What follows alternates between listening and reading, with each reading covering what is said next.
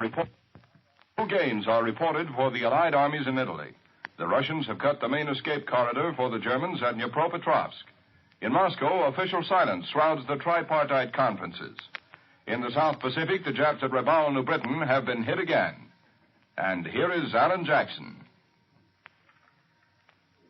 Before hearing from Columbia's correspondents abroad, here is the latest report on the situation in Yugoslavia. A partisan communique tells of the first success achieved by Marshal Rommel since he took over the Yugoslav battleground. Using a fresh German division rushed from northern Italy, Rommel has broken through partisan lines and recaptured both Susak and the important junction of Ogulin. Susak is opposite Fiume, and Ogulin is located on the railroad between Fiume and Budapest. On the other side of the ledger, the Yugoslav partisans have smashed a German seaborne attempt to land troops on the Dalmatian coast and on two nearby islands in the Adriatic. That's the Yugoslav picture this morning. In the Far East, British Viscount Wavell has been sworn in as the 19th Viceroy and Governor-General of India. The story from the Southwest Pacific this morning tells of more air successes for our side. For that, we take you to CBS Australia, William J. Dunn reporting.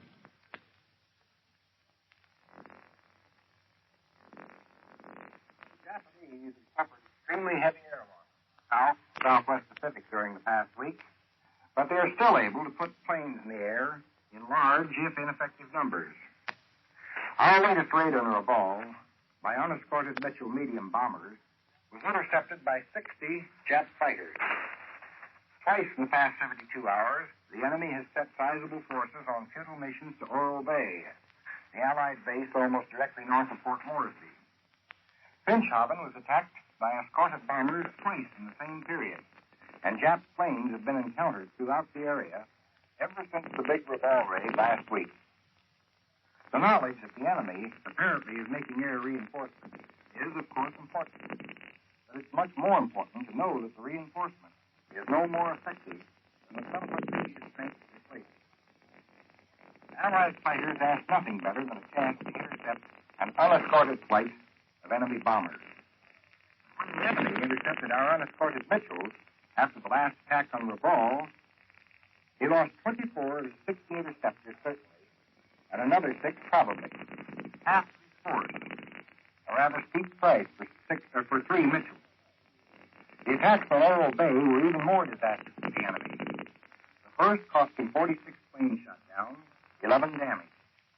And the price of the second was 24 of 35 definitely destroyed, 6 probable. In return for these 2 dismal failures, he scored 4 Allied fighters shot down and others damaged. Get your pencil out, and you'll see that those figures add up to 94 enemy planes shot down in free engagement, 12 others probable, and 11 damaged. And all for an enemy gain of 7 Allied planes. Japan is learning a bitter lesson in the Southwest Pacific. A lesson which began months ago and is becoming more and more evident daily. It isn't enough to keep replacing your losses with brand new airplanes unless your brand new pilots have the skill necessary to handle them against the foe. Japan's brand new pilots are obviously lacking in that skill, and the majority of them aren't living long enough to acquire it. This is William J. Dunn in Australia. I return you to CBS in New York.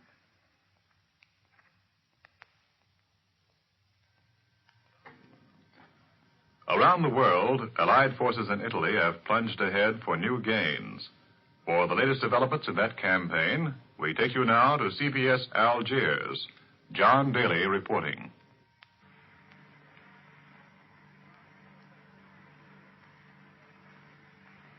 This morning's official communique, just released, says flatly that the battle for the crossings of the Volturno River is over. A bird's-eye view of the Volturno front yesterday would have shown Allied troops and armor moving across the river at will. Allied forces are massing now on the south bank of the canal running parallel to and 4 miles north of the Volturno, and that canal has already been crossed by American forces at its eastern end. A look at the plain north of the canal would show the enemy on the move, with everything pointing to a steady withdrawal to the protection of the Massico Ridge, more than 4 miles north of the canal. The whole center of the Allied line on the 100-mile front stretching across Italy moved forward yesterday from 5 to 7 miles, overrunning the towns of Pignatoro, Raccaromano, and Dragoni. These advances, made on the right flank of Lieutenant General Mark Clark's Fifth Army, present the greatest threat to the enemy. More than any other factor, this threat to the German left flank has forced the abandonment of the flat country north of the Volturno. A steady enemy retreat is expected in this area, with the Germans taking a new line anchored at Mandragone on the Tyrrhenian coast, running through the Massico Ridge for about 27 miles to Venafro. In furious, frustrated rage, the German forces facing the Fifth Army right flank in central Italy are carrying out a vicious campaign of destruction and murder against the Italian population. Official reports tell of a reign of fire and terror. Towns are being blown up, farmhouses burned, cattle slaughtered, and grain and hay stock set on fire. But worst of all is the cold-blooded murder of civilians. On the Eighth Army front, there was a good deal of heavy fighting. Fecciata, 8 miles from Termoli on the Adriatic coast, was captured after a full-blown assault by infantry supported by tanks and artillery. The Germans are evidently going to make a stand. They show strength in both the San Stefano and Baranello areas, and patrol activity has largely given way to heavy action.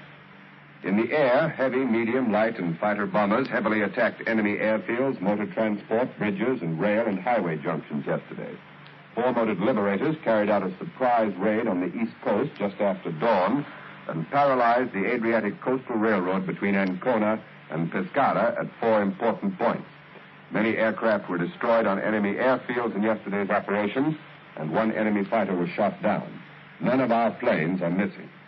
A naval communique reports that 2 British destroyers intercepted 2 Italian steamers in the Adriatic last Saturday. One with a German armed guard was taken into harbor. The other, manned by Germans, was set on fire and had to be sunk. Now back to CBS in New York. Next, a report on news developments in Britain. We take you now to CBS London. Paul Manning reporting. Yesterday's speech by Field Marshal Smuts has made a deep impression upon London. His pronouncement that the grand assault by all arms is timed for next year puts at rest the idea here that we will invade in 1943. People who held that idea remember the last time he spoke so accurately was when Rommel stood at El Alamein and the Germans were still attacking at Stalingrad.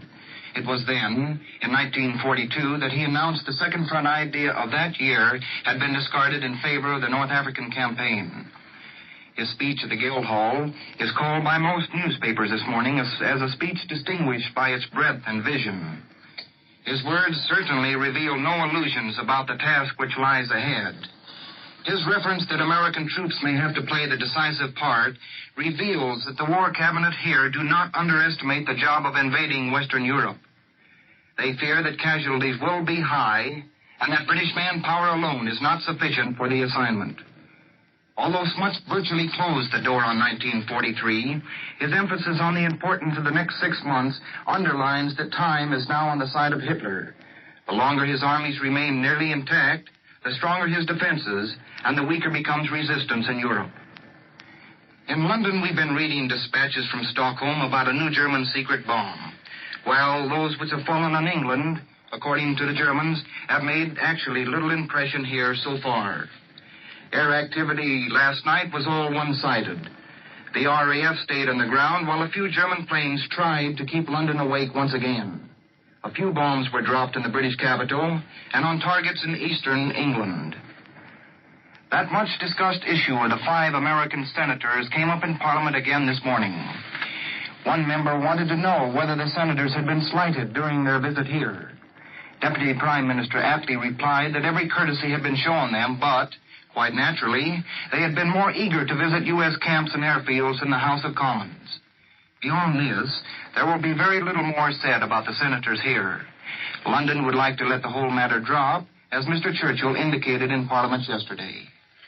The question of trying Rudolf Hess and other war criminals was also raised in Parliament, but that was put off until a future date. City officials in London are worried about many problems these days. One of them is the inflation which has swept this capital and most other large British cities.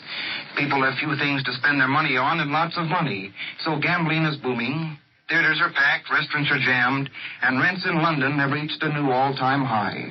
Now back to CBS in New York. A broadcast from Brazil reports that the selection of troops for the Brazilian Expeditionary Force will begin today at 2 medical centers in Rio de Janeiro. The Red Armies of Russia are still rumbling ahead this morning, and in Moscow, the tripartite conferences go into another day, shrouded somewhat by official silence. We take you now to CBS Moscow, Bill Downs reporting.